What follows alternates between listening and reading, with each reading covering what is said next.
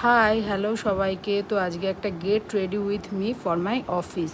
তো চলো, ফার্স্টেই আমি ইউজ করছি একটা ময়শ্চারাইজার। এটা পন্ডসের সুপার লাইট জেল।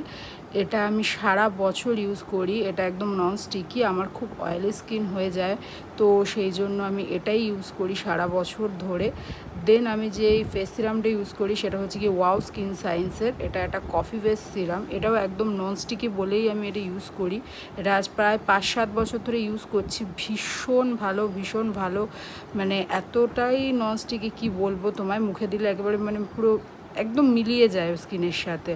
খুব ভালো লাগে আমার এটা ব্যবহার করতে। দেন আমি যেটা করব, আমার আইব্রো দেখতেই পাচ্ছ ভীষণ পাতলা, তো আমি সবসময় একটা আইব্রো ডিফাইনার ইউজ করি। এটা প্যাকের আছে, তো প্যাকের এই প্যালেটটাও আমি 1 বছর ধরে ইউজ করছি। ভীষণ ভালো প্যালেটটা।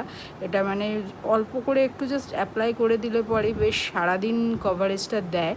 তো এটা আমি রেগুলার বেসিসে অফিস বলো বা কোথাও যাওয়ার জন্য বলো, আমি এই প্যালেটটাই ইউজ করি, কারণ এটা স্টে করে অনেকক্ষণ, কোনো সমস্যা হয় না। তো হয়ে গেল।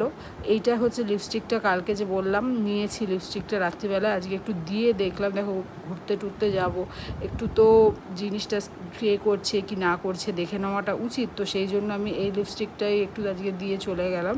তো এরপরে অবশেষে আমার হেয়ারটা তো কোনো রকমে একটা পনি করে নিচ্ছি, কারণ গরমে পনি ছাড়া ওই চুল ছেড়ে আমার দ্বারা ফ্যাশন হয় না, সত্যি বলছি হয় না।